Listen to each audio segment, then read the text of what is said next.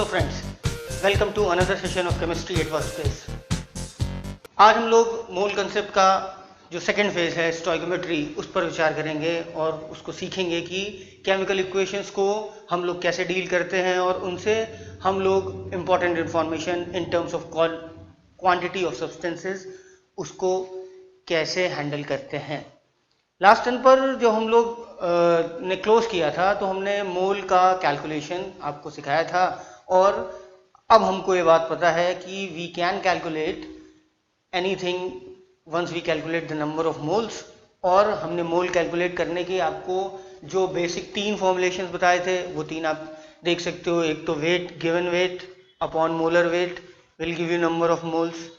Second चीज आपके पास molar volume होती है, उसमें आपको गिवन वॉल्यूम होगी, उससे आप मोलर वॉल्यूम से डिवाइड कर देंगे उसको तो आपको नंबर ऑफ मोल्स निकल आएंगे। और फिर तीसरी चीज गिवन नंबर ऑफ पार्टिकल्स होंगे आपको सवाल में, आप उसको एवोगैड्रो नंबर से डिवाइड कर दोगे, आपको नंबर ऑफ मोल निकल आएगा।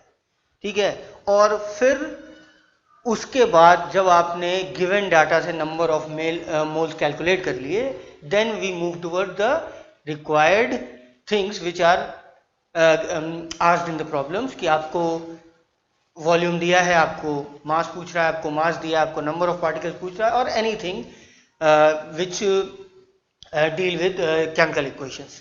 तो जब आप इनको चेक कर ले तो एक बार तो फिर आपको मैंने बताया था कि मोल कैलकुलेट करोगे तो हमारा की प्लेयर क्या होगा, ये आपका मोल वाला चार्ट। इससे आप सेंट्रल रिलेशनशिप बिटवीन मोल से आपको याद होगा लास्ट टर्न पर, तो उससे आप ऊपर नीचे रायन बायस कहीं भी शिफ्ट कर सकते हो। ऊपर नीचे मतलब मोल निकाल लिए, फिर वेट चाहिए तो वेट ले लो, मोल निकाल लिए फिर वॉल्यूम चाहिए तो वॉल्यूम ले लो, मोल निकाल लिए फिर नंबर ऑफ पार्टिकल्स चाहिए तो नंबर ऑफ पार्टिकल्स ले लो।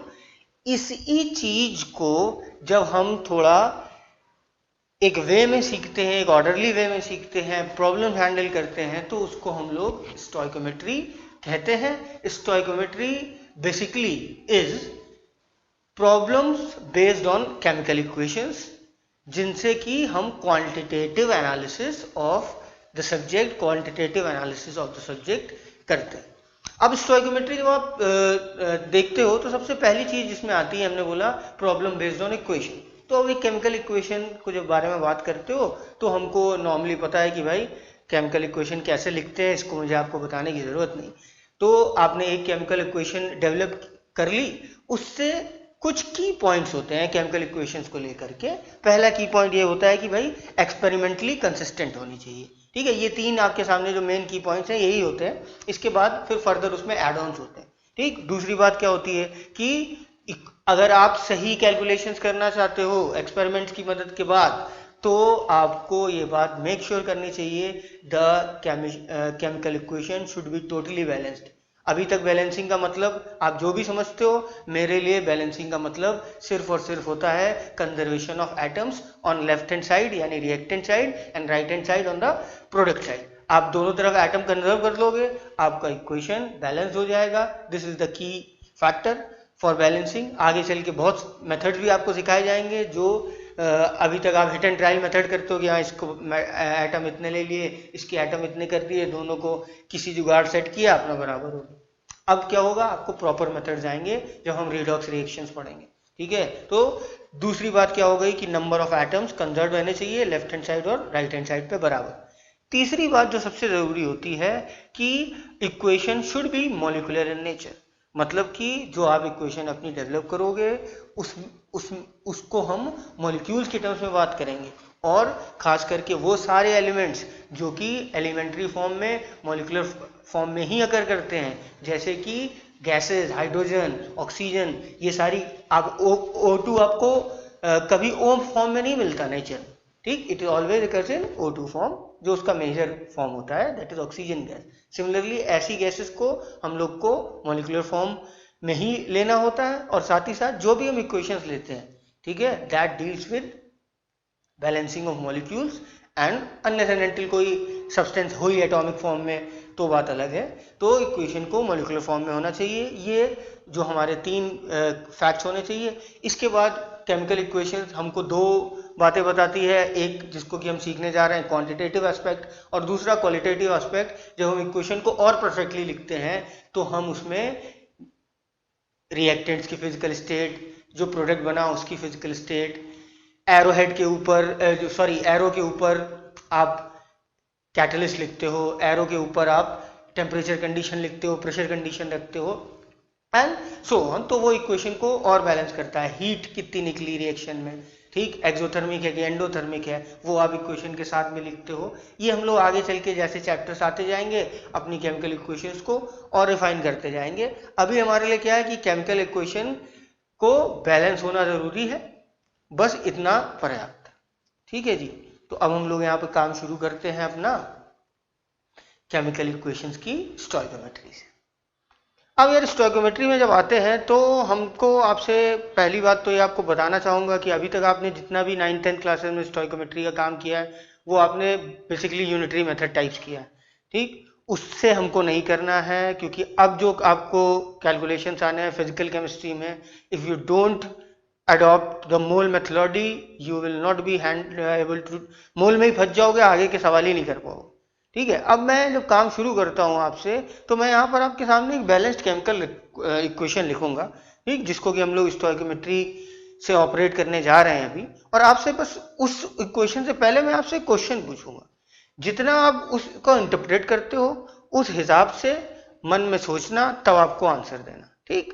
अब क्या है आपके सामने यहाँ पर इक्वेशन ये लिखी, दैट इज N2 + 3H2, ठीक, हेबर प्रोसेस फॉर अमोनिया। यहाँ से आपने ये इक्वेशन बनाई and this is your balanced chemical equation. अभी हम लोगों ने बात की, सारी चीज बैलेंसिंग चेक कर लो। यहाँ पर नाइट्रोजन 2 है, यहाँ पर नाइट्रोजन 2 है, यहाँ पर हाइड्रोजन 6 है, यहाँ पर हाइड्रोजन 6 है, इसका मतलब ये इक्वेशन बैलेंस्ड है। अब हम इसके आगे ऑपरेट करने जा रहे हैं। ऑपरेट करने से पहले मैं आपको एक छोटा सा क्वेश्चन कर रहा हूँ, बस छोटा। ये लिखा क्या है बेटा, ठीक, एक केमिस्ट के रूप में आप केमिस्ट्री पढ़ रहे हो तो आप एक केमिस्ट ही हो गए। अब यहाँ पे बताओ जरा कि लिखा क्या, व्हाट इज रिटन। अब मैं आपसे क्वेश्चन पूछूंगा, कुछ बच्चे आप आंसर सोच रहे होगे, ये क्या लिखा है। तुमने बोला एक मॉलिक्यूल सॉरी एक molecule of nitrogen react with 3 molecules of hydrogen to obtain 2 molecules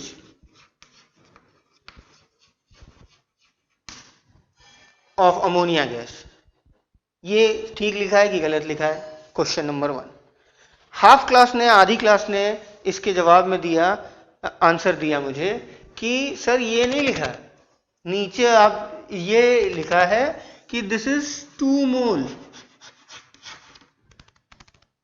sorry this is 1 mole of nitrogen which is reacting with 3 mole of hydrogen to give us 2 mole of ammonia. दूसरे बच्चे ने ये answer दिया and believe me it is 50-50 case, ठीक। अब हो सकता है कि ये सही हो सकता है, ये सही हो सकता है, दोनों सही, इस पे विचार करते हैं। मैंने कहा यार ये केमिकल रिएक्शन बनाते हो आप तो कैसे बनाते हो। तुमने बोला सर केमिकल रिएक्शन, अभी आपने ये देखिए, ये हमारे पास नाइट्रोजन गैस का 1 मोल या 1 मॉलिक्यूल, या अभी यहाँ पर बना रहे हो आप, 1 मॉलिक्यूल बनाए तो एक ही दिख रहा है, ठीक। और यहाँ पर हाइड्रोजन गैस, ठीक, this is our hydrogen gas, this is our hydrogen gas, ठीक। और ये बनाता क्या है, तुमने बोला अमोनिया बनाता है। अमोनिया कैसे बनेगा, तुमने बोला सर दिस इज नाइट्रोजन, ये रहा नाइट्रोजन और ये रहा हाइड्रोजन, ये बन गया हमारा 1 मॉलिक्यूल। और यहां पर साथ में ये बन गया हमारा दूसरा मॉलिक्यूल। और इस इक्वेशन को आपने पढ़ा, 1 molecule of reactant 1 that is nitrogen react with 3 molecule of reactant 2 that is hydrogen to give the final product that is 2 molecules of ammonia। और इसको आपने ऐसे करके यहाँ से 2-2 बार बनाने की जगह आपने यहाँ पर लिख दिया। जैसे ही मैंने ये इक्वेशन को इस फॉर्म में लिखा, ठीक है भैया, तुरंत वो बच्चे खुश हो गए जिन्होंने इस इक्वेशन को के आंसर में फर्स्ट पार्ट दिया था कि यस हमने बोला था मॉलिक्यूल्स, सर ने भी बना दिए मॉलिक्यूल्स, ठीक है भैया। अब जब ये सर ने बना दिया मॉलिक्यूल, इसका मतलब ये वाली चीज करेक्ट हो गई। तो क्या ये वाली चीज इनकरेक्ट हो गई? ठीक, तो ये वाली चीज इनकरेक्ट बिल्कुल नहीं है। ठीक है, अभी मुझे काम करने दीजिए, फिर आप वीडियो रिवाइंड करके इसको वापस अपनी कॉपी में बनाएंगे। अब जब आपके पास आया तो एक बड़ी बात जो मैं आपको आज बताना चाह रहा हूं, हो सकता है आप लोग इसको आप पहले से भी जानते हो, otherwise this is a very big thing, कि chemical equation should be dealt like mathematical equations. मतलब क्या होता है कि केमिकल इक्वेशन को आप बिल्कुल मैथमेटिकल इक्वेशन की तरह डील करते हैं। अब मैथ्स की इक्वेशन में क्या होता है, जो चीज आप लेफ्ट में मल्टीप्लाई करते हो वही चीज राइट हैंड साइड में मल्टीप्लाई करनी पड़ती है, तो इक्वेशन बैलेंस हो जाती है। Same is the case with chemistry. ठीक, अभी ये जो यहाँ पर आपके सामने लिखा हुआ है, ये वही लिखा हुआ है, it is one molecule reacting with 3 molecule to give 2 molecule।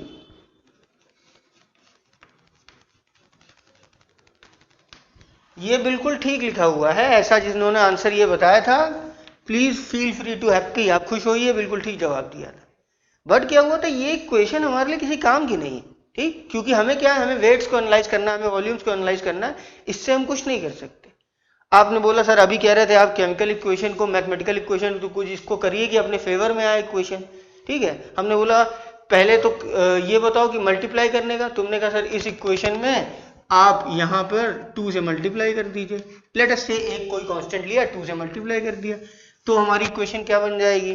तुमने कहा सर 2 से मल्टीप्लाई करोगे, इक्वेशन बन जाएगी 2n2 प्लस 6s2, और ये हमको देता है जो है 4ns3। Again 2 molecules, 6 molecules, 4 molecules. तुमने कहा सर 2 से मल्टीप्लाई करके क्या फायदा मिला आपको? वो इक्वेशन को डबल कर दिया। हमने कहा कोई और कांस्टेंट ले लो। तुमने कहा सर डजन से मल्टीप्लाई कर दो, तो हमने कहा 12 हो जाएगा। ऐसे करके पूरी इधर भी 12 से मल्टीप्लाई हो जाएगा, यहाँ पर 24 निकल कर आ जाएगा। क्या फायदा? तुमने कहा सर कोई ऐसे कांस्टेंट से मल्टीप्लाई करो कि इस इक्वेशन से हमको बेनिफिट मिल जाए। Then you do what, you multiply this equation with the Avogadro number. ठीक, और जैसे ही आपने इस इक्वेशन का multiplication you do it with Avogadro number, the equation become this. ठीक, यहां से आपने एवोगैड्रो नंबर का मल्टीप्लाई किया, और जैसे ही आपने इस इक्वेशन में एवोगैड्रो का नंबर मल्टीप्लाई किया, यू विल बी राइटिंग कि this is N2 and this is Na molecules। यहां पर क्या है, this is H2, these are 3 Na molecules, and this equation is NH3 and it is 2 Na molecules। ठीक हो गई बात? तो एक बंदे ने बोला अरे सर ये तो वो इक्वेशन हो गई, मोल का मतलब क्या होता है, एवोगैड्रो नंबर का मतलब क्या होता है, मोल। तो this equation can now be written as, ठीक है, तुमने बोला 1 mole N2 reacts with 3 mole H2 to give us 2 mole NH3। And जैसे ही आपने इस इक्वेशन को लिखा, आपने बोला कि अरे सर ये तो मोल आ गया, now we can relate it with the weight. इसका मतलब क्या हुआ कि नाइट्रोजन का जब आप 1 मोल लोगे, ठीक, 1 मोल लोगे तो किसके बराबर होगा? तुमने बोला सर वो उसके मोलर वेट के बराबर होगा। वो रिएक्ट करेगा 3 times the weight of hydrogen. ठीक, इस हाइड्रोजन मोलर वेट, ठीक है, वो क्या होगा 3 मोल, और यहाँ पर क्या हो जाएगा, हमको 2 मोल अमोनिया मिलेगा, यानी 2 टाइम्स द मोलर वेट। दूसरे बंदे ने कहा सर ये तो वॉल्यूम भी कर सकते हो। हमने कहा बिल्कुल, व्हाट इज दिस? तुमने बोला दिस इज 20। अगर एसटीपी पर सारे कैलकुलेशंस हो गए तो क्या हुआ? तुमने बोला this is the volume of 1 mole is 22.4 litre. याद है लास्ट टर्न वाला एट एसटीपी? तो ये क्या हो जाएगा 3 इंटू 22.4 लीटर, तो ये क्या हो जाएगा 2 इंटू 22.4 लीटर। तो अभी इस इक्वेशन को हम लोग जब हैंडल करेंगे तो हमको क्या होगा, मोल हमको मिल जाएगा। और जैसे ही हमको ये इक्वेशन मोल के टर्म्स में I, we can go with molar weights, we can go with anything. अभी तक क्या करते हो आप, इस इक्वेशन को आप लोग करते हो इस इक्वेशन को वेट्स के टर्म्स में एनालाइज। ठीक है, वेट्स के टर्म्स में एनालाइज कैसे किया जाएगा वो मैं भी आपको बता रहा हूँ। पहले आप वीडियो पॉज करके इसको कॉपी में लिखो, you multiplied by this equation by Avogadro number, then you can write it with in terms of mole. इसका मतलब वो बच्चे जिन्होंने 2 मॉलिक्यूल्स बनाए थे अमोनिया के वो भी सही थे, जिन्होंने 2 मोल बनाए थे वो भी सही थे, but as when we write in terms of equation we can now use the quantitative aspect of this equation. अब हमको पता है कि 1 मोल के बराबर है, हमारा मन हम इसको रिप्लेस कर देंगे चाहे तो वेट से, चाहे तो वॉल्यूम से, चाहे तो नंबर ऑफ पार्टिकल से। अब अगर नंबर ऑफ पार्टिकल के टर्म लिखोगे तो ये 1Na है, ये 3 × 6.022 × 10 पार्ट। ये अब क्या है, जब जब ये रिएक्शन होगा इसी रेशियो में आकर करेगा। इसका मतलब क्या हो जाएगा, अगर ये आधा मोल हो जाएगा तो ये 3/2 मोल हो जाएगा, तो ये 2/2 मोल हो जाएगा। और फिर हम लोग मोल्स के टर्म्स में सारी चीजें ले जाएंगे और आखिरी स्टेप में जब हमको मोल्स पूरे पता होंगे तो उससे हम जो भी चीज पूछी जानी होगी वो कैलकुलेट कर लेंगे। तो this is the basic principle of stoichiometry, जिससे भी हम अभी आगे बढ़ने जा रहे हैं। मैं आपको वो भी तरीका बताऊंगा जिससे आप पहले करते आए हो, और ये भी तरीका बताऊंगा, फिर मैं देखूंगा आपको ये बताऊंगा कि दोनों तरीके यार कैलकुलेशन एक ही इन्वॉल्व करते हैं। But when you talk in terms of mole it is lot easier when you are handling with complex equation. क्यों, ये अभी मैं बताता हूं, पहले आप इसको जरा कंप्लीट कीजिए। अब जब तुम इस क्वेश्चन को देखते हो तो मेरी रिक्वेस्ट आपसे ये है, अभी मैं तुम्हें सारी कैलकुलेशन करके बता रहा हूँ कि जब आप इसको हैंडल करोगे तो आप इस इक्वेशन को हैंडल करने से पहले ये बात लिखोगे कि भाई 1 मोल अमोनिया नाइट्रोजन 3 मोल हाइड्रोजन से रिएक्ट करके 2 मोल अमोनिया बनाता है, ये तो हमने सीख लिया। अब इसको थोड़ा सा मोलर रेशियोज के टर्म्स में देखना शुरू करते हैं। फॉर एग्जाम्पल कि जितने मोल्स N2 के हैं उसके 3 टाइम्स मोल्स हाइड्रोजन के हैं, और यहां पर कितने बन रहे हैं, उसके डबल नंबर ऑफ मोल्स बन रहे हैं। फॉर एग्जाम्पल अब इसको अप्रोच कैसे करना है मैं और सारे प्रॉब्लम्स आपको करके बता दूंगा। फॉर एग्जाम्पल कि अभी आपको ये क्वेश्चन यहाँ पर दिया है और आपको दिया है कि हमको कहीं से जो है 56 ग्राम नाइट्रोजन मिल गई, सो कैलकुलेट द अदर थिंग्स। ठीक, अदर थिंग्स मतलब आप हाइड्रोजन कितनी रिक्वायर करेगी, कितनी अमोनिया बना सकते हो। हमें सवाल में उसने क्या दिया है, we have N2 and that is equal to 56 grams. ठीक है भाई, ये आपने यहां पर आपको सवाल में दिया है। अभी तक आप इसको क्या करते थे, अभी तक आप इसको क्या करते थे, इस इक्वेशन को आप इस तरह से ना लिखकर आप यहां पर लिखते थे दिस इज 28 ग्राम्स। ठीक, इसका मोलर वेट, ये रिएक्ट कितना है, तुमने बोला 3 × 2। ठीक, 2 इसका वेट हुआ, 3 यहाँ पर 3 हाइड्रोजन है तो 3 × 2, और ये बनाता कितना है 2 × नाइट्रोजन का वेट इज 14, हाइड्रोजन इज 3, तो अमोनिया कितना हो गया 17, ऐसे करके बनाता। तो आप यहां से हम कैलकुलेशन, अब आपसे जो भी पूछा जाता था तो आप नॉर्मल यूनिटरी मेथड लगाते थे। 28 ग्राम्स मेक 34 ग्राम्स, कर देता हूं आपके लिए। ठीक है, यहां पर लिखा कि 28 grams N2 gives us what is this, तुमने बोला 34 ग्राम्स NH3। देन हमारे पास कितना है 56 ग्राम विल गिव, तो क्या आ जाएगा, तुमने बोला 56 gram will give 34 × 56 by 28 and you do the calculations, तो आपके पास आपका आंसर आ जाएगा यहाँ। ठीक, ये हमको नहीं करना है।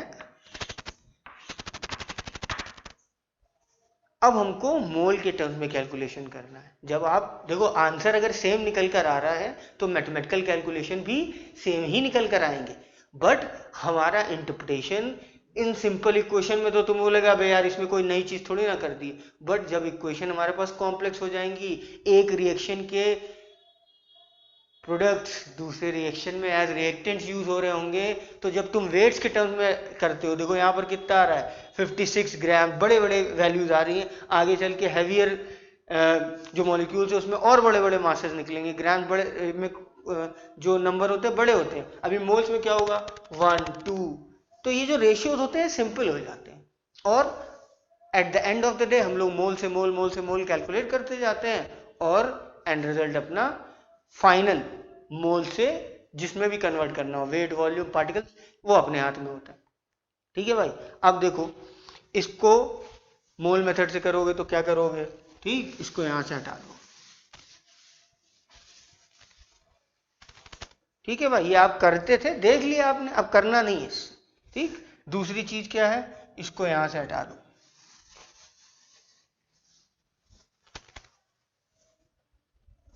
ठीक, अब हमारे पास ये इक्वेशन बन के आ गया। तुमने पहला काम जो आपको करना है वो हमारे पास मोल्स हैं कितने, तो यहां पर आप सबसे पहले कैलकुलेट कीजिए, this is moles of N2, चलेगा। और हमारे पास मोल्स ऑफ N2 कितने हैं, यहाँ पर तुमने बोला गिवन वेट कितना है 56 ग्राम्स, ठीक।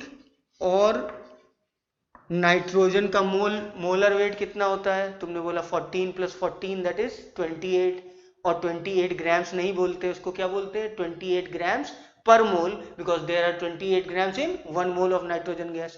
तो ये तुम्हारा क्या हो जाएगा 28 ग्राम्स पर मोल, इसका मोलर वेट हो जाएगा। तो ये तुमने किया क्या है बेसिकली, तो तुमने बोला है सर हमने कुछ नहीं किया है, हमने यहाँ पर किया है गिवन वेट जो कि हमको सवाल में दिया था, ठीक, अपॉन मोलर वेट, बस हमने इतना किया है, और इससे हमको क्या निकला नंबर ऑफ मोल्स। तो यहाँ पर कैलकुलेट करोगे तो तुम्हारे पास नंबर ऑफ मोल्स कितने आ जाएंगे, तुमने बोला 2 मोल्स ऑफ N2। पहला स्टेप तुम्हारा यहाँ पे कंप्लीट हो गया, यानी हमारे पास जो रिएक्टेंट है उसके नंबर ऑफ मोल्स तुम्हें पता लग गया हमारे पास हैं कितने। अब उसी के हिसाब से बाकी चीजें कैलकुलेट करो, ठीक। अब जो यहाँ पर आ जाओगे तो आपके पास क्या बनेगा भैया, तुमने बोला सर ये इक्वेशन कह रही है कि जितने मोल्स N2 के होते हैं उसके 3 टाइम्स मोल हाइड्रोजन के रिक्वायर्ड होते हैं। तो हमारे पास N2 के कितने मोल्स हैं, तुमने बोला 2 मोल्स, वो देखो कैलकुलेट किया है। इसका मतलब हाइड्रोजन कितनी लगेगी 3 टाइम्स, ठीक। इसका मतलब क्या हो जाएगा, हाइड्रोजन के कितने मोल लगेंगे 2 × 3, भाई जितना ये लगेगा उसका 3 टाइम्स ये लगेगा। तो यहाँ पर हमारे पास 2 मोल्स है, तो ये कितना हो जाएगा, इसका मतलब क्या हो जाएगा 6 मोल्स,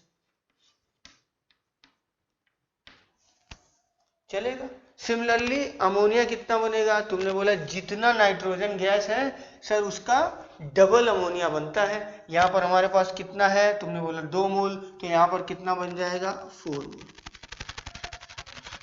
ठीक। अब तुमने कैलकुलेशन कर लिए। अब यहां से तुमसे पूछा जाए कि भाई हाइड्रोजन गैस कितनी लगेगी इस अगर 56 ग्राम है, तो तुमने कहा सर हमने उसको मोल में कन्वर्ट कर लिया है, तो 2 मोल में लगती है 6 मोल के बराबर। तो हमने बोला अब बताओ हमें ग्राम्स में बताओ, तो तुमने बोला 6 मोल्स हैं हमारे पास, ठीक है। और इसको हम किससे मल्टीप्लाई कर देंगे, मोलर वेट ऑफ हाइड्रोजन से, ठीक। तो कितना हो जाएगा 6 × 2 that is molar weight of hydrogen, और यहां पर कितना आ जाएगा 12 ग्राम्स ऑफ H2, ठीक है भैया जी। तो ये आपके पास सीधा कैलकुलेशन आ गया। अभी यहाँ पर पूछा गया अमोनिया कितनी बनेगी, तुमने बोला अमोनिया का मोलर वेट हमने कैलकुलेट किया था, तो कितना निकल कर आया था, तुमने बोला sir N is 14 and this is 3 that is 17 grams, ठीक। और हमारे पास कितना है, तुमने बोला सर 4 मोल्स, ठीक है। तो हमारा इसका कितना आ जाएगा 4 × 17, ठीक, दैट इज इक्वल टू 68 ग्राम, ठीक है भैया जी। तो आपको अमोनिया का वेट पता लग जाएगा, ठीक। अब सिमिलरली आगे चल के यहाँ पर पूछेगा कितने नंबर ऑफ मॉलिक्यूल्स चाहिए, इसको अवोगाड्रो नंबर से मल्टीप्लाई कर दो। कितने वॉल्यूम लगेगा एसटीपी पर, उसको 22.4 से मल्टीप्लाई कर दो। तो ये हमारा बेसिक कैलकुलेशन चलेगा when you analyse a problem in terms of मोल। जो चीज दी है सबसे पहला काम क्या करोगे, उसके मोल्स में निकालोगे। इन इक्वेशंस को ऐसे पढ़ने की हैबिट डालो। ये हमारा पहला प्रॉब्लम है। बहुत सारे प्रॉब्लम आपको करने हैं, असाइनमेंट्स आपको मिल भी गए हैं और भी मिलेंगे। अभी नेक्स्ट क्लास तक आप उसको अटेम्प्ट करने की कोशिश करना, ताकि मैं प्रॉब्लम जब डिस्कशन करूँ एक एक प्रॉब्लम आपको जो फ्रेश नया होगा वो मैं आपको सारे फ्रेश प्रॉब्लम सिखाऊंगा। लेकिन जो एक बार प्रॉब्लम सीख लिया तो इस चीज़ की रिस्पॉन्सिबिलिटी आपकी होती है, फिर वैसा प्रॉब्लम आ जाएगा तो फंसना नहीं।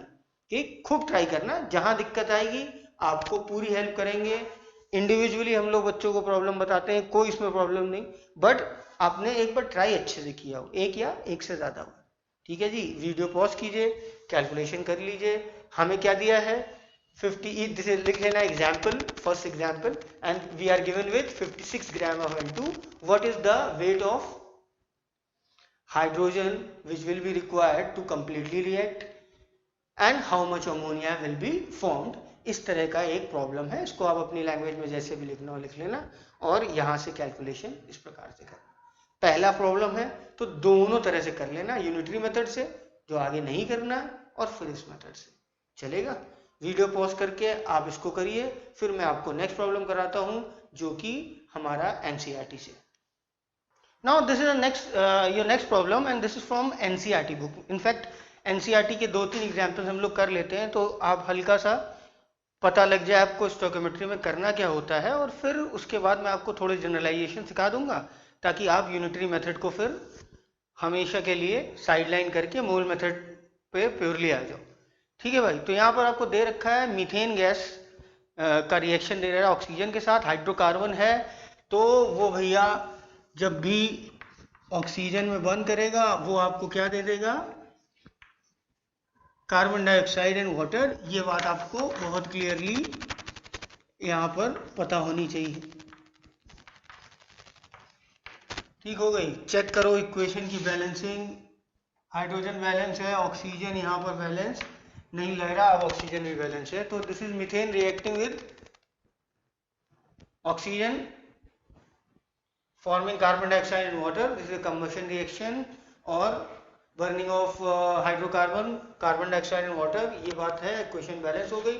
अब आप क्या बोलोगे, तुमने बोला सर इसको हम सबसे पहले लिखेंगे 1 mole methane reacts with 2 mole oxygen, ठीक, टू गिव 1 मोल CO2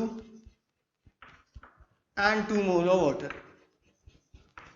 जब आपने इक्वेशन बनाई, बैलेंस की, अब आप अपने मन में डेटा कुछ भी है उससे पहले क्या देखोगे कि हाँ भाई जितने मोल मीथेन के हैं उसके दुगने मोल ऑक्सीजन के लगते हैं, जितने मोल मीथेन के हैं उतने ही मोल कार्बन डाइऑक्साइड बनता है, जितने 2 मोल मीथेन के हैं उतने ही मोल उसके डबल मोल कितने किसके बनते हैं, वाटर के बनते हैं। मीथेन मीथेन क्यों कर रहे हो, क्योंकि डेटा में आपको मीथेन दिया। ठीक है भाई, अब क्या है कि डेटा थोड़ा फ्रेंडली दे रखा है आपको, और आपको दे रखा है 16 ग्राम्स। ठीक, यहाँ आपको दे रखा है 16 ग्राम्स ऑफ मीथेन। अभी क्या है, यहाँ से चेक करोगे कार्बन का कितना होता है, तुमने बोला तो 12 ग्राम्स, हाइड्रोजन का कितना होता है 1 ग्राम्स। तो यहाँ पर 4 हाइड्रोजन है, इसका मतलब मीथेन का मास आप कैलकुलेट करोगे तो वो कितना निकल कर आ जाएगा। तुमने बोला sir methane will come out to be 12 for carbon and 4 hydrogen, तो ये आ जाएगा, यानी weight number of moles of CH4 यहाँ से कैलकुलेट करोगे। पहला स्टेप, जो भी गिवन क्वांटिटी उसके नंबर ऑफ मोल्स कैलकुलेट किए जाएंगे। कितने आ गए, तुमने कहा सर 1 मोल। ठीक, जैसे ही डेटा आपको लगा फ्रेंडली, अरे 1 मोल तो बहुत ही फ्रेंडली डेटा है, अब आपने बोला कि 1 मोल ऑक्सीजन 1 मोल मीथेन के दुगने मोल वाटर बनेंगे, इसका मतलब वाटर कितना बन जाएगा 2 मोल। ठीक है, तो आपने बोला हमारे पास कितना हो जाएगा, तुमने बोला ये रिएक्शन हमको देगा 2 मोल वाटर के, और यहाँ पर आपके आ जाएंगे 2 मोल।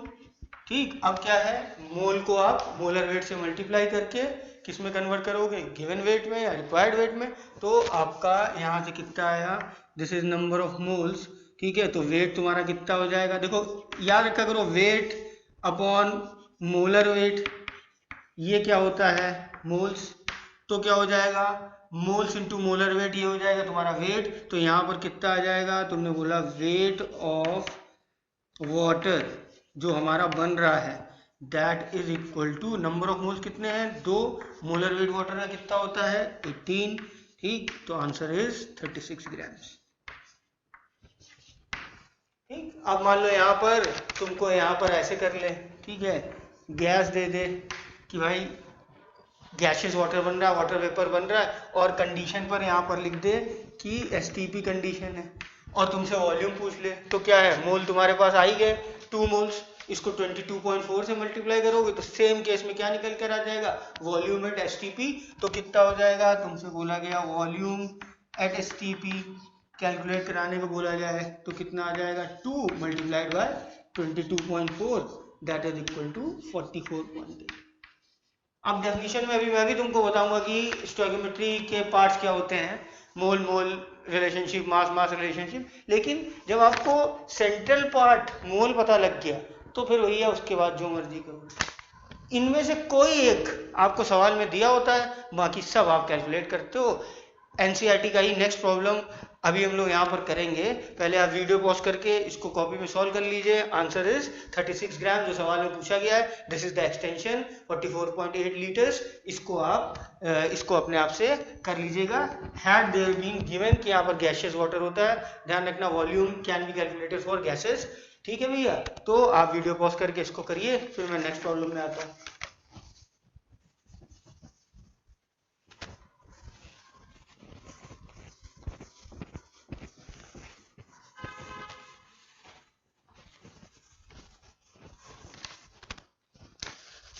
ठीक है भाई, अगला सवाल में जो आपसे पूछ रहा है, अगेन आपको चांस की बात है कि रिएजेंट सेम दे रखे हैं कि मीथेन कंबशन कर रहा है, लेकिन अब की बार तुमको क्या दे रखा है कि ये जो भाई बना है अपना, दिस इज 22 ग्राम्स, ये आपको सवाल में दे रखा है, ठीक है, कि कितनी मीथेन जलानी पड़ेगी कि 22 ग्राम्स कार्बन डाइऑक्साइड डेवलप हो जाए। तो आपको क्या करना है, तुमने बोला सर इसमें हमको अब की बार हमारा रिएजेंट कौन सा जिसके रिस्पेक्ट में एनालाइज करोगे, कार्बन डाइऑक्साइड, ठीक, मीथेन की रिक्वायरमेंट पूछे या ऑक्सीजन की रिक्वायरमेंट पूछे या ये कितना बनेगा, इस सब रिस्क के रिस्पेक्ट में। तो अभी क्या है, इक्वेशन को कैसे पढ़ा जाएगा, जितने मोल कार्बन डाइऑक्साइड उतने ही मोल मीथेन, जितने मोल कार्बन डाइऑक्साइड उसके दुगने मोल ऑक्सीजन, ठीक हो गई बात। तो सबसे पहले क्या, कितने मोल का कार्बन डाइऑक्साइड दे रखा है सवाल में, तुमने बोला सर 22 ग्राम दे रखा है, इसको मोल में कन्वर्ट कर लेते हैं। तो क्या करोगे, तुमने बोला सर मोल्स यहाँ पर CO2 के निकालने हैं, given weight upon molar wait, ठीक। अब यहाँ पर तुमको 22 ग्राम से दे रखा है, कार्बन डाइऑक्साइड का कितना होगा, तो उन्होंने बोला carbon dioxide is 12, oxygen is 16 two the 32 and that is equal to 44 grams per mole. ये किसका वेट होगा, कार्बन डाइऑक्साइड का, तो given weight divided by molar wait, ठीक। तो यहाँ से आपके मोल्स ऑफ कार्बन डाइऑक्साइड कितने निकल के आए, तुमने कहा 0.2 0.5 या हाफ मोल, ठीक, ये आपके सामने निकल में आ गया। अब तुम अपनी इक्वेशन में दोबारा से पहुंचो, जितने मोल कार्बन डाइऑक्साइड के लगेंगे निकलेंगे उतने ही मोल मीथेन के यूटिलाइज होंगे। तो यहाँ पर आपसे नंबर ऑफ मीथेन के मोल्स पूछा जाएगा, तो वो भी आप कैलकुलेट कर लोगे, कितना निकल कर आया 0.5, चलेगा।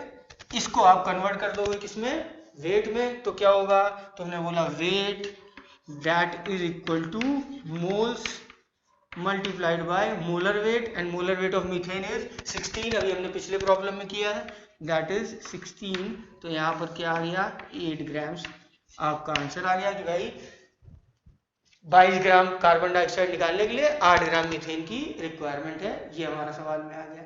अब तुमसे यहाँ पर पूछा जाए ऑक्सीजन कितना लगेगा, तो अब आपके पास कितने 0.5 मोल्स, जितने मोल ये है उसके दुगने मोल ऑक्सीजन के यूटिलाइज होंगे। इसका मतलब यहाँ से क्या होगा, हमको ऑक्सीजन कितना लगेगा, तुमने कहा 1 मोल, ठीक, 1 मोल ऑक्सीजन आ गया, कितनी होती है, तुमने बोला 16 ग्राम। इसका मतलब क्या हो गया, ऑक्सीजन का वेट आप यहाँ से निकालोगे तो 1 मोल ऑफ O2 है यहाँ पर, दिस इज O2 सॉरी, तो यहाँ पर निकल के आ जाएगा आपका 32 ग्राम, ठीक है भैया। तो ऐसे करके आप ऑक्सीजन, अब तुमसे पूछ लिया वॉल्यूम ऑफ ऑक्सीजन, 1 मोल है एचटीपी कंडीशन दे रखी है सवाल में, अगर मान लो दे रखी है, इसमें तो कुछ नहीं दिया हुआ है, तो आप क्या करोगे, यहाँ से 22.4 लीटर आपका आंसर हो जाएगा। तो with respect of mole you are doing every calculation. ठीक है, वीडियो पॉज कीजिए, ये वाला सवाल कॉपी में कीजिए। हाँ, coming to our next problem. अब इसमें प्रॉब्लम में तुमको दे रखा है कि MnO2 reacts with HCl to give MnCl2 chlorine and water, और सवाल में तुमसे पूछा गया है कि हमारे पास 5 ग्राम ऑफ MnO2 है, तो HCl की रिक्वायरमेंट कितनी होगी।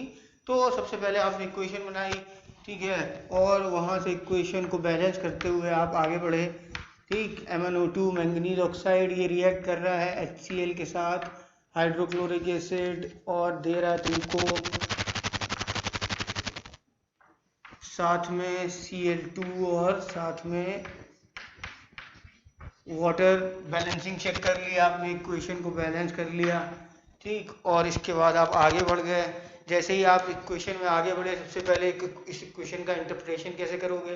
तुमने कहा सर इंटरप्रिटेशन करेंगे, 1 mole of MnO2 reacts with 4 mole of HCl giving us 1 mole of MnCl2, 1 mole of Cl2 gas and 1 mole of 2 mole of water. ये तो आपकी इक्वेशन बन गई। ध्यान रखो, ये करने से हम लोग एक चीज के लिए फ्री हुए थे, जो मर्जी है पूछ लो, सब चीज है हमारे पास। सबसे पहले इक्वेशन बनाओगे, पूछा क्या गया वो एक अलग इशू है, आप इक्वेशन को अंडरस्टैंड कैसे करोगे पहले, फिर कुछ भी पूछ लिया जाए।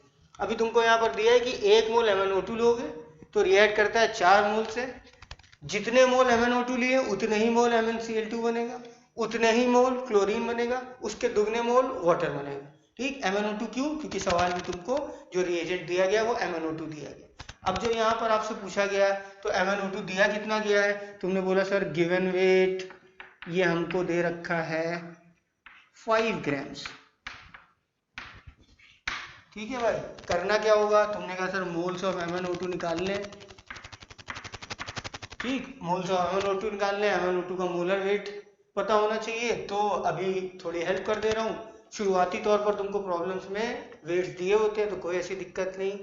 जेईई के एग्जाम में भी आपको आगे यूजफुल टूल्स में फर्स्ट पेज में दिए होते हैं वेट्स, बट फिर भी जब हम लोग थोड़े सवाल लगा लेते हैं तो हमें लगभग याद हो जाते हैं। ठीक, MnO2 का वेट 55 है, ऑक्सीजन का वेट 32 है, तो यहाँ पर MnO2 का वेट कितना बन जाएगा, तुमने बोला sir MnO2 is 55 plus 32 and that is equal to 87। ठीक, तो this is your molar weight, this is the given weight. यहाँ से नंबर ऑफ मोल्स निकाल लोगे, तुमने कहा बिल्कुल हो जाएगा। यहाँ से आप नंबर ऑफ मोल्स ऐसे करके कैलकुलेट कर लोगे। ठीक, 5/87 आ गए, फ्रैक्शन में ही लिखे रहने दो, कोई प्रॉब्लम नहीं। और मेरा सजेशन है कि कैलकुलेटर्स यूज कर लिया करो यार, क्लास का टाइम भी सेव होता है और आप ज्यादा प्रॉब्लम्स कर पाते हो। ठीक, तो ये तुम्हारे नंबर ऑफ मोल्स निकल है MnO2। अब जितने मोल MnO2 के हैं उसके 4 गुने मोल HCl के लगेंगे। ठीक हो गई बात। इसका मतलब क्या हुआ, तुमने बोला मोल्स ऑफ MnO2। ठीक, और यहाँ पर क्या होगा, ये निकल के आया तुम्हारे सामने 5/87। ठीक, इसको आप कैलकुलेट करोगे, मेरे पास है, तो ये निकल कर आएगा आपका 0.057, ये निकल कर आया। अब जब आप यहाँ से करोगे तो आपको HCl के मोल निकालने। HCl का मोल कितना आएगा, तुमने बोला सर इसका जो है 4 टाइम्स कर दीजिए, क्योंकि ये मोल MnO2 के तो उसके 4 टाइम्स मोल HCl के होंगे, तो कितना आ जाएगा इंटू 5/87।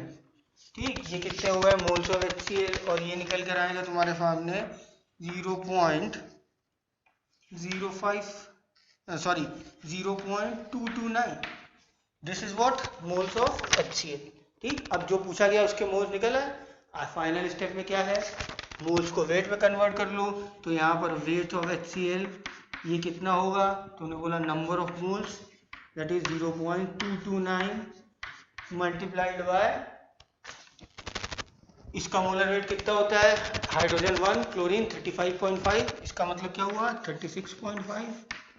ठीक। और जब आप इसको कैलकुलेट कीजिएगा तो आपका आंसर आएगा 8.39 ग्राम्स। ठीक, this is your answer, final answer. अब जब तक आप लास्ट स्टेप में ना पहुंच जाओ, मोल को वेट में कन्वर्ट नहीं करना है। ये सारे स्टोइकोमेट्री के प्रॉब्लम में ध्यान रखना। अभी मैंने स्टोइकोमेट्री शुरू नहीं की, अभी मैं बता रहा हूं आपको कितनी सिंपल चीज होती है। ठीक हो गई बात। अब क्या है, सवाल का एक्सटेंशन आओ, MnCl2 कैलकुलेट कर लोगे, हो जाएगा। MnCl2 का वेट जितने मोल ये बनेंगे उतने ही मोल ये बनेंगे, यानी इसके मोल भी कितने 5/87, लेकिन अगर वेट निकालना होगा तो इसके मोलर वेट से मल्टीप्लाई करो। क्लोरीन गैस कितनी बनेगी, तुमने बोला 1 मोल, जितने मोल ये उतने ही मोल ये कितना बन रहा है, तुमने कहा 5/87 मोल, तो ये भी कितना बनेगा 5/87 मोल्स। तो उसको आप क्लोरीन के मोलर वेट से, कितना होता है 71, उससे मल्टीप्लाई कर दोगे तो वेट ऑफ क्लोरीन। अब कोई पूछ ले volume of chlorine at STP, ठीक, कितने मोल है 5/87, ठीक, 5/87 का मल्टीप्लाई 22.4 से करोगे, गैस की वॉल्यूम निकल के आ जाएगी। वाटर क्या है, जितने मोल ये उसका डबल मोल ये, यानी 2 × 5/87, ये वाटर के मोल्स निकल के आ जाएंगे। 18 से मल्टीप्लाई कर दोगे, वाटर का वेट आ जाएगा। आपसे सवाल में कुछ भी पूछे, जो आपको दिया है उसको मोल में कन्वर्ट करो, उस पर रिस्पेक्ट में बाकी लोग कितने टाइम से ये चेक करो, सीधे आंसर निकल जाएगा। बार बार वेट्स लिखोगे तो यहाँ पर यार 87 रिएक्ट करता है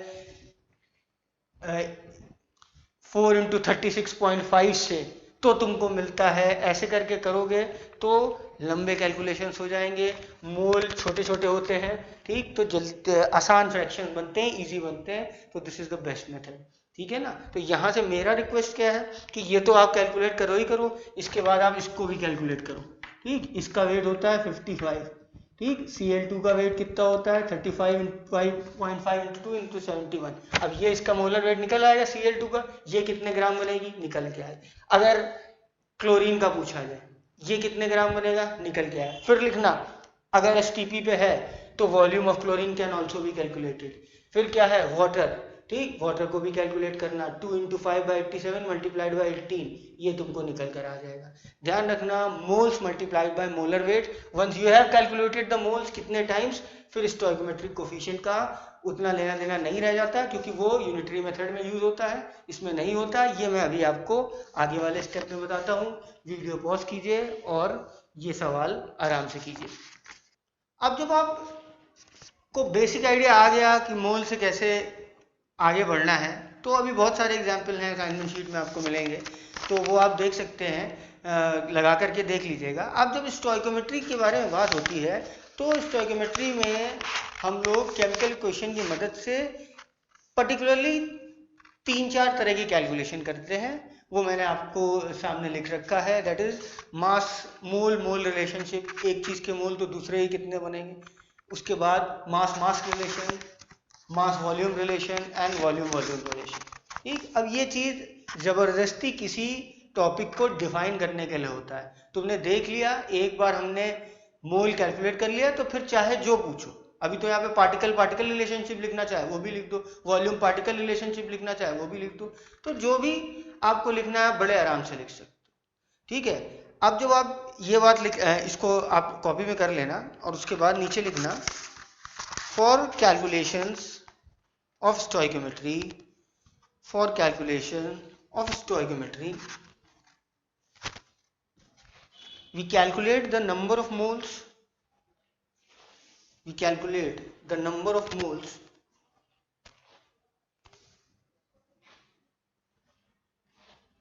of the reagent whose weight or volume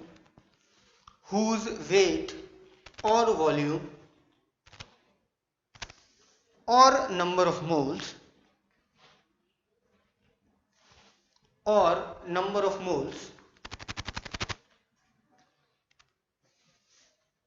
are given in problem,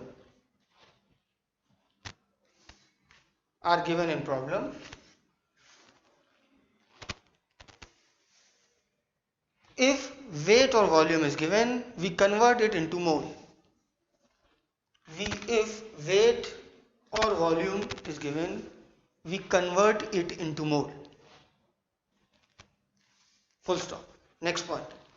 Now, with the help of balanced chemical equation, इसको अंडरलाइन कर लेना बैलेंस वर्ड को. Now, with the help of balanced chemical equation, we interpret the molar ratios. We interpret the molar ratios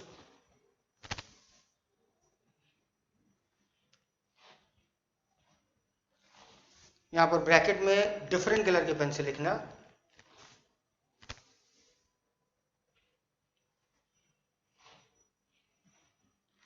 कि problem में जो पूछा गया है उसके मोल्स,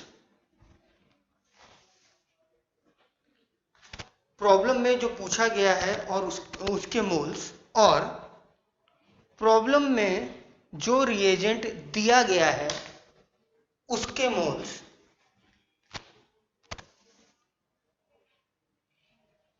का balanced chemical equation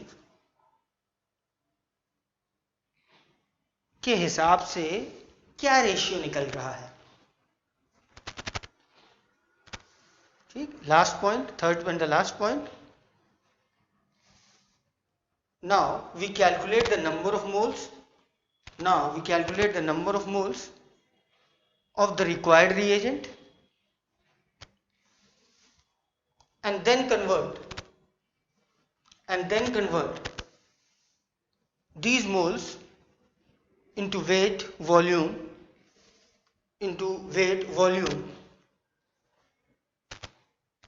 or number of molecules into weight volume or number of molecules, whatever asked in problem.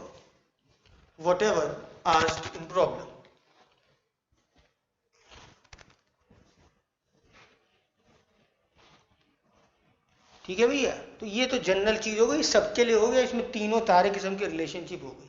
ठीक. अब कॉपी में लिखना analysis using molar ratio.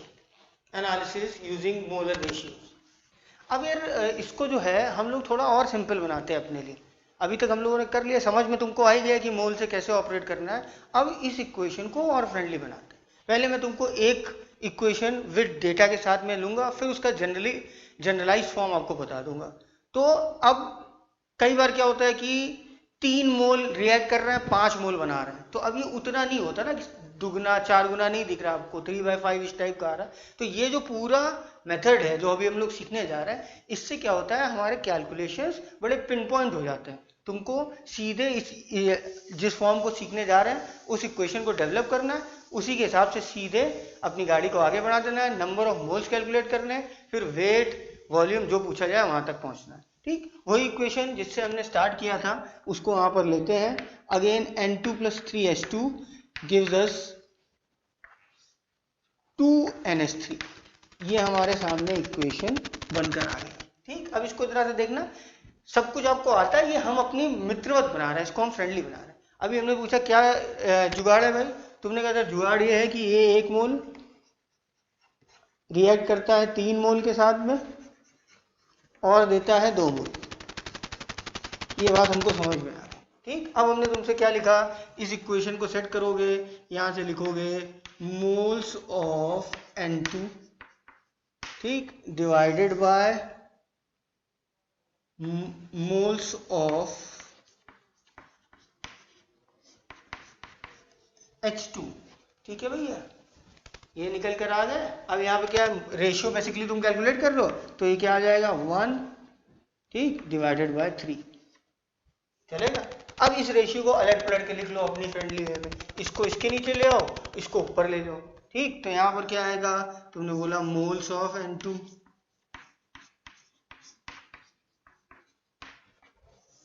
Upon 1 that is equal to moles of H2 divided by 3.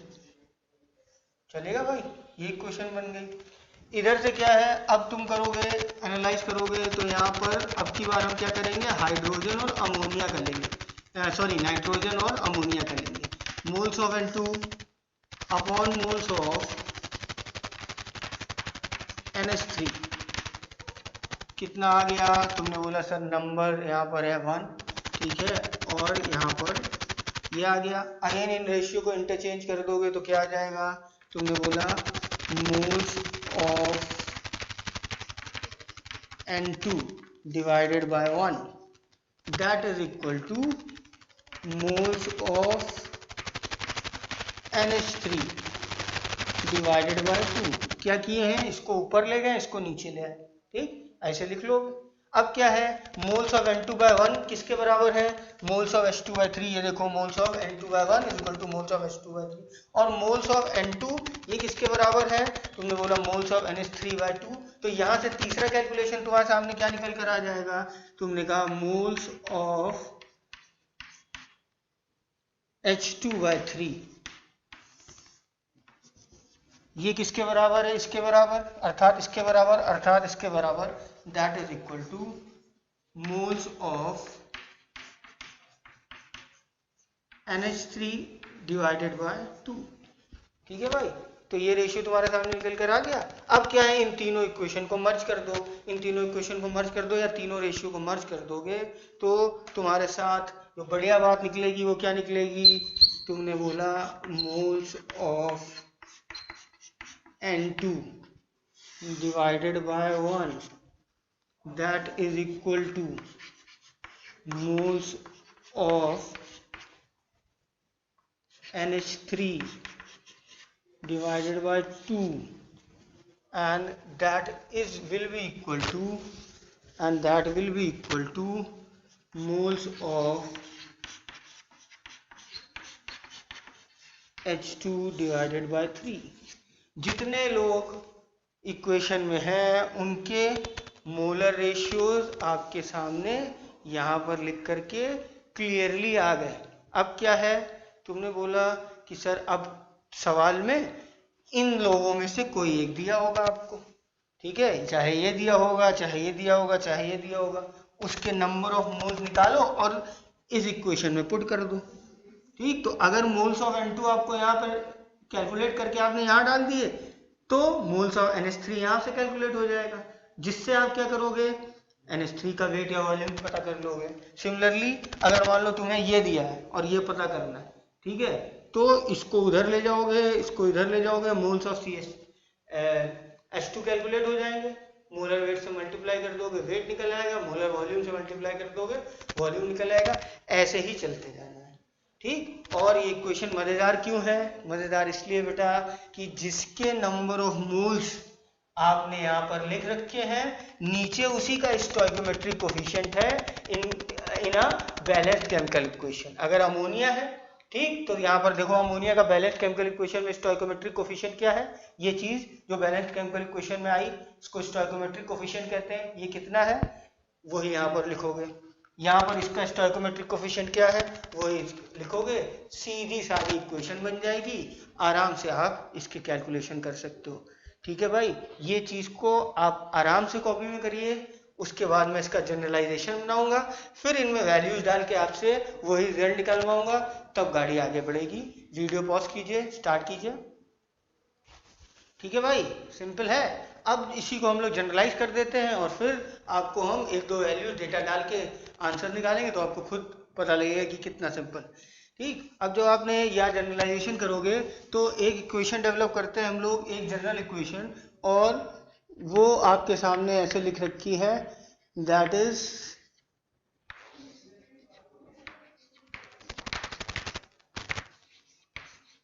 ठीक। यहाँ पर क्या दे रखी equation आपको, तुमने बोला सर ये रिएक्टेंट है, capital A, capital B, capital C और कैपिटल डी, ये उनके नंबर ऑफ मोल है, and this is a balanced chemical equation.